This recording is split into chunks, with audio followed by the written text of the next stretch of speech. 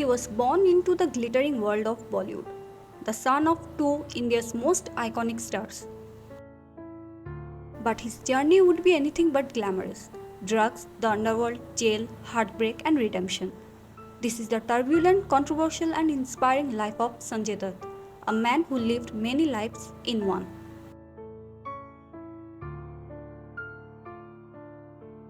Sanjay Balraj Dutt was born on July 29, 1959, in Mumbai, Maharashtra, to legendary Bollywood actors Sunil Dutt and Nargis Dutt. Growing up in a house filled with fame and film, Sanjay was the heir to a legacy of talent and charisma.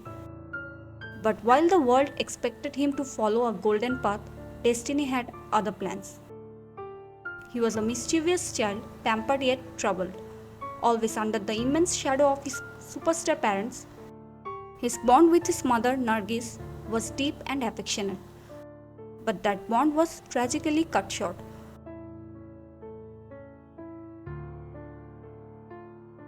Just days before the release of his debut film Rocky in 1981, Sanjay's world shattered.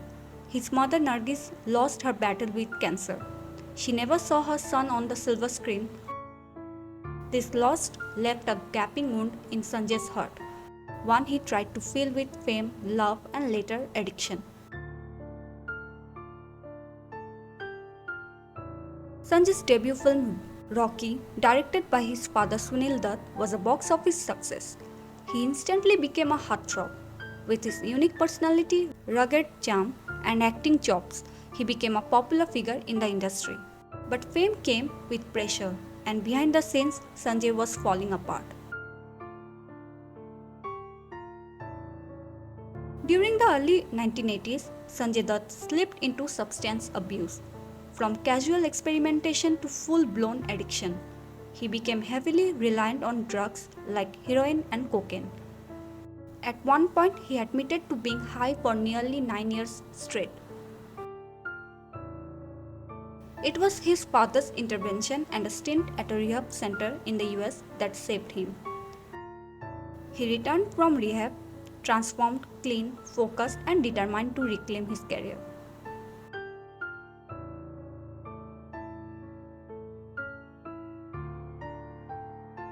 The 1990s saw the rise of Sanjay Dutt as a serious actor.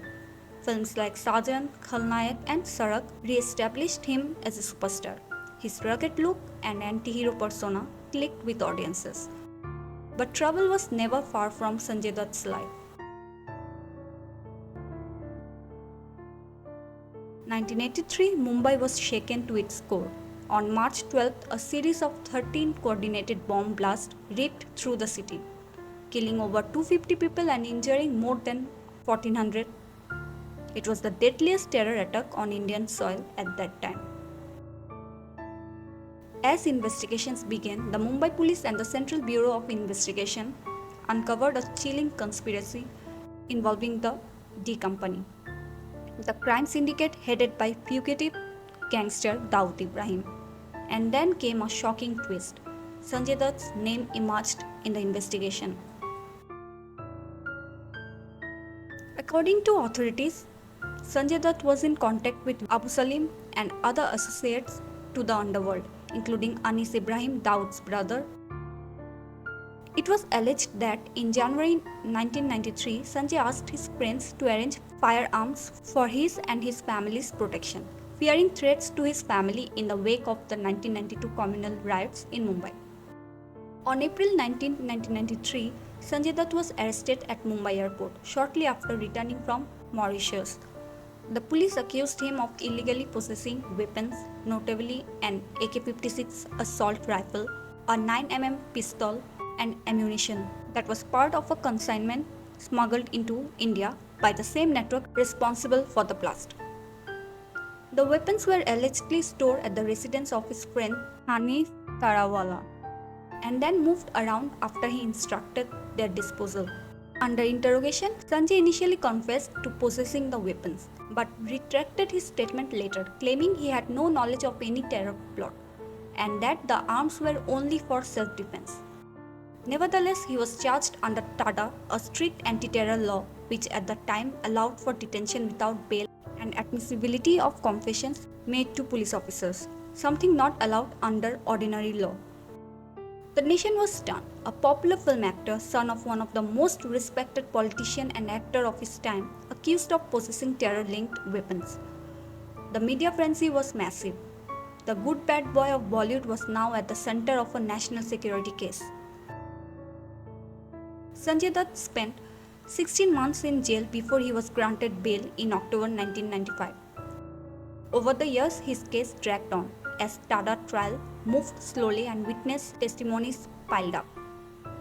Eventually, the Tada court dropped the terrorism charges, stating that while Sanjay Dutt was not involved in the conspiracy behind the bombings, he was guilty of illegally possessing prohibited weapons, which is a serious offense under the Arms Act. In 1993, he was arrested and booked under Tada. In 1995, he was granted bail. In 2006, Tada court begins final judgment in the bombing blast case. And in 2007, Sanjay Dutt was convicted under the Arms Act for illegal possession of weapons but cleared of terrorism charges. He was sentenced to 6 years in prison. During this time, Sanjay Dutt's life became a legal roller coaster. He went in and out of courtrooms for over 2 decades. His career constantly under threat. Producers hesitated to cast him. Insurance companies refused to back his films, and every move he made was under scrutiny.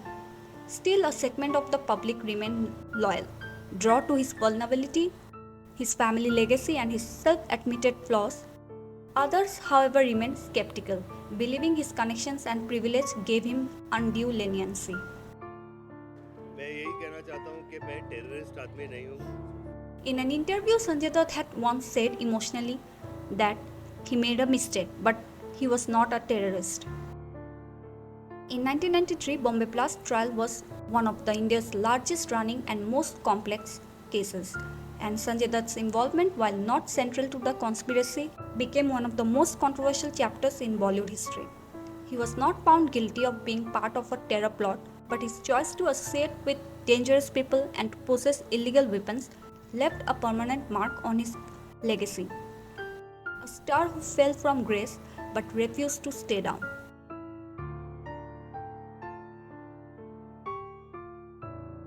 The controversy heavily impacted Sanjay's career. Roles dried up and his image was tainted, but he refused to give up.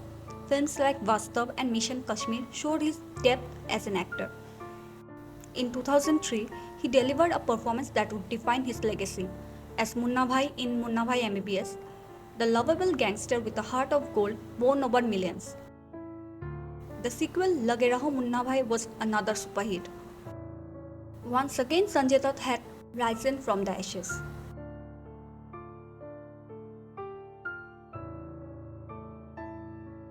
Sanjay's personal life has been as eventful as his professional one. He claimed in an interview that he had 300 girlfriends. Many of them were his long-term girlfriends too. Reportedly, he dated Tina Munim, now Tina Ambani. Tina was Sanjay's first serious girlfriend, and they dated during his early days in the industry, around the time of his debut in Rocky. Their relationship was the classic star kid romance, but it reportedly ended due to Sanjay's growing issue with drug addiction and Tina's career ambitions. Later, Tina married Mukesh Ambani's brother, Anil Ambani. Then Sanjay met Richa Sharma, a beautiful actress at a film event. They married in 1987 and soon had a daughter, Trishala. Tragically, Richa was diagnosed with a brain tumor and passed away in 1996 in the US after a long battle with illness. Despite their ups and downs, Sanjay often spoke of how her death devastated him emotionally. And then came Madhuri Dixit, perhaps the most talked about affair of his life. Sanjay and Madhuri reportedly fell in love during the shooting of films like Sajan and Khalnayak. Their sizzling on-screen chemistry mirrored their real-life romance. However, when Sanjay was arrested in 1993 in the Bombay Blast case, Madhuri distanced herself quickly. She never publicly acknowledged the relationship. And after that, their ties were broken. And then appeared Riya Pillai, his second wife. Riya was a model and socialite, and Sanjay married her in 1998. Their marriage was short-lived and strained, especially due to his legal troubles and her spiritual leanings. They separated around 2002 and later divorced. He was rumored of dating Canadian-Indian actress Lisa Ray after his split with Rhea. However, none of them ever confirmed the relationship. It was short-lived and largely speculative. He was also rumored to date Nadia Durrani. She was a Pakistani model actress rumored to be close to Sanjay Dutt during the 20s. While some media outlets reported on their closeness, it was never officially confirmed. And finally, Manyata Dutt. Manyata was a small-time actress when she met Sanjay Dutt. They dated for a few years before marrying in 2008 in a private ceremony in Goa. Manyata had been a constant support in Sanjay's later years. During his prison sentence and cancer battle, the couple has twins Shaharan and Ikra.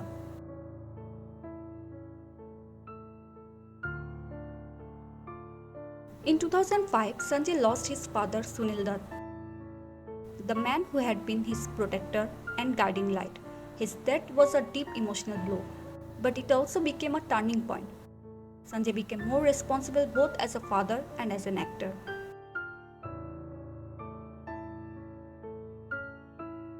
In 2013, the Supreme Court of India reduces his sentence to 5 years, citing the absence of terrorist intent but affirming the illegal possession of arms. During 2013 to 2016, he served his sentence at Pune's Yarwara jail and was released in 2016 after serving 42 months with remission for good behavior. He was no longer the young rebel, he had paid a heavy price.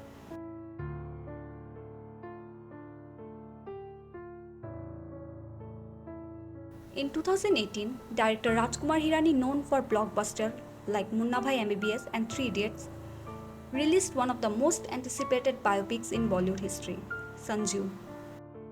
Starring Ranbir Kapoor in the titular role, the film traced Sanjay Dutt's chaotic life from drug addiction to jail, from the loss of his mother to his rise in Bollywood. Sanju was a massive commercial hit, breaking box office records and earning critical praise for Ranbir's stunning transformation. But beyond the applause, there was a wave of criticism. Was Sanju made to whitewash his image? Many critics, journalists, and social commentators believed so. Why? Because the film carefully skirted or softened some of the most controversial aspects of Sanjay Dutt's life. His association with underworld figures like Abu Salim and Anis Ibrahim was not explored in depth. His role in the 1993 bomb blast investigation was depicted as a misunderstanding, focusing only on the possession of a gun, while omitting the broader network and context. The film portrayed Sanjay as a victim of media trials rather than someone whose actions led to his legal troubles. The role of political influence, legal leniency, and Bollywood support was downplayed or ignored. In Sanju, the real Sanjay Dutt is portrayed as a misguided but innocent man, a flawed but good-hearted soul who simply made bad choices. Every controversy is paired with an emotional explanation. Every crime is painted as a misunderstood decision. The film almost never holds him truly accountable. Critics argue that Sanju was not a biopic but a carefully controlled PR narrative directed by one of Sanjay's closest friend, Rajkumar Hirani, and endorsed by the Dutt family. One journalist even wrote, "Sanju is not a biopic, it is a sanitized homage that avoids the inconvenient truth." Another one wrote, "A marketing exercise in emotional manipulation." Even the choice of Ranbir Kapoor, one of Bollywood's most charming and polished actors, raised eyebrows. He made the audience sympathize with Sanjay effortlessly. Many believed the intention was not to show the truth but to reshape it. But was it all bad? Not necessarily. Supporters of the film argue that Sanju was Sanjay Dutt's version of his own life, a story of personal redemption. They say he had paid for his mistake, served his time, and has a right to present his side of the story. Rajkumar Hirani said in an interview, "The film is not about glorifying him, it is about understanding the man behind the headlines." But was the understanding too forgiving? That remains the central question. So, was Sanju a film or a forgiveness campaign? A biopic or a brand rebuild? One thing is clear, it changed public perception of Sanjay Dutt dramatically. And that perhaps was exactly the point.